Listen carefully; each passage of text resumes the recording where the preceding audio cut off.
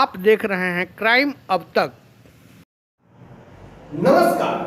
सबसे पहले आप सभी जनता जनार्दन का क्राइम अब तक में स्वागत है। मैं जय कुमार पांडे। आज हमारे साथ आजाद वेलफेयर सोसाइटी के अध्यक्ष शिवेंद्र प्रताप सिंह जी हैं। हम इनसे वार्ता करेंगे और जानना चाहेंगे कि ये जो सोसाइटी है ये कैसी है और इन लोग का वर्क क्या है। तो सर ये बताइए कि ये आजाद वेलफेयर सोसाइटी जो है ये किस प्रकार की।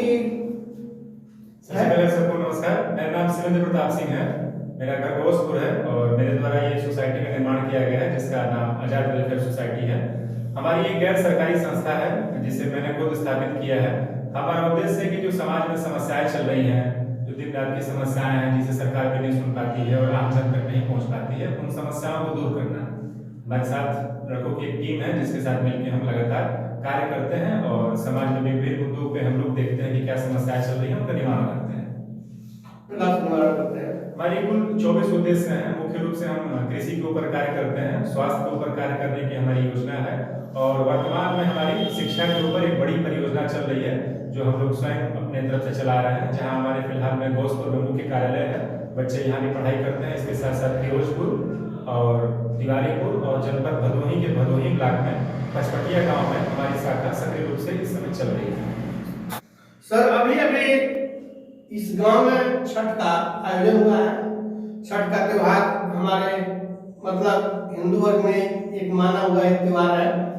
तो इसमें आपका आजाद फेयर जो आपकी सोसाइटी है तो इसमें क्या कार्य हुआ है, कुछ हुआ? जी, मैं इस पर विशेष बताना चाहता हूँ आपको कि हम लड़कों की टीम बैठ के छठ से एक दिन पहले हम लोग एक योजना बना रहे थे कि छठ एक जो होता है गांव क्षेत्रों में, खास करके उत्तर प्रदेश और बिहार में एक प्रमुख त्योहार है जिसको लोग बढ़ चढ़ के मनाते हैं। और ठीक है, दीपावली के बाद आता है तो लोग जो छुट्टियां लेके बड़े शहरों से गाँव में आए रहते हैं तो बड़े हर्षोल्लास के साथ अपने परिवार के साथ लोग छठ का पर्व मनाते हैं।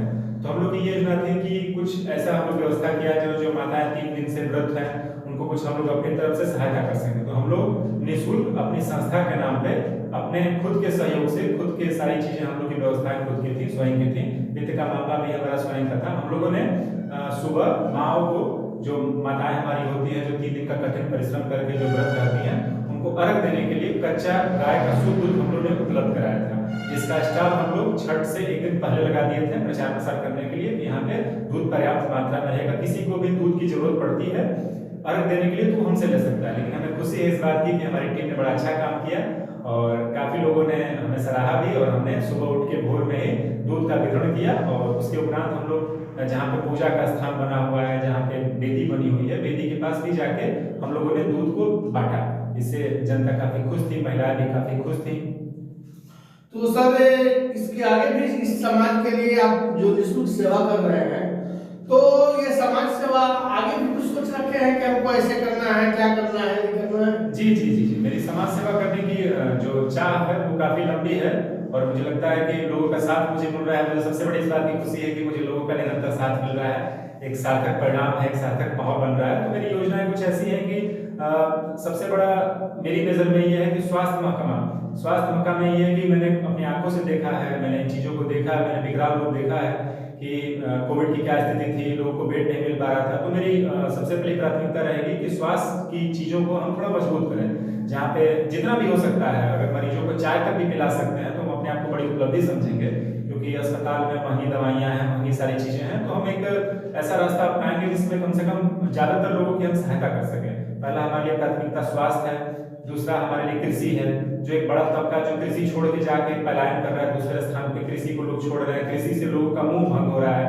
तो किसी भी तरह से मेहनत करके, योजना बना के, कार्यविधि करके हम लोगों को कृषि की तरफ लाएं।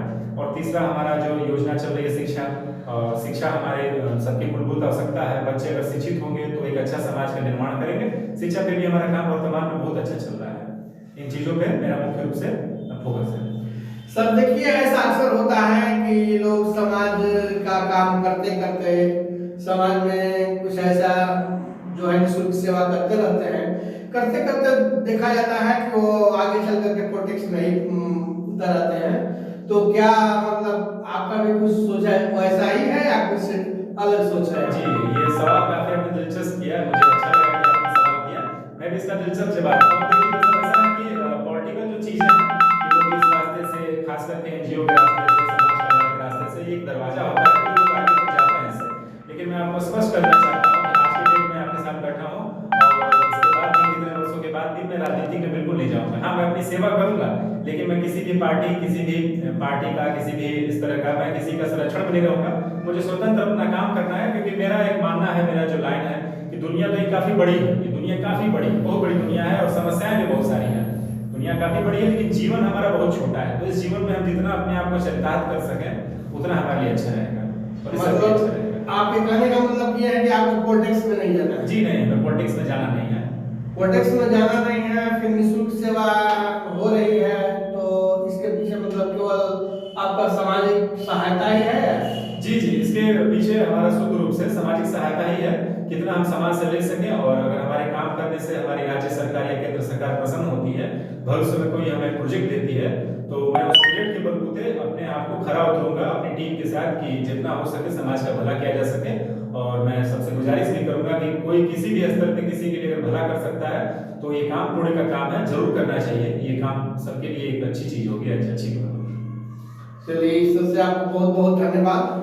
जो भगवान से हम भी यही प्रार्थना करेंगे कि आप जैसे लोग समाज में 2-4-10 और रहें, जो कि निःशुल्क में समाज सेवा करके समाज को आगे बढ़ाने का कार्य करें। और हम यही कोशिश करेंगे कि आपकी जो आज़ाद फेयर, जो ये आपका क्या लिखे हैं, आपको आज़ाद वेलफेयर सोसाइटी जो है, आपकी ओर आगे चल करके और प्रगति करे। यही हमारी तरफ से आपको। ठीक है सर, इसके लिए आप सबका धन्यवाद।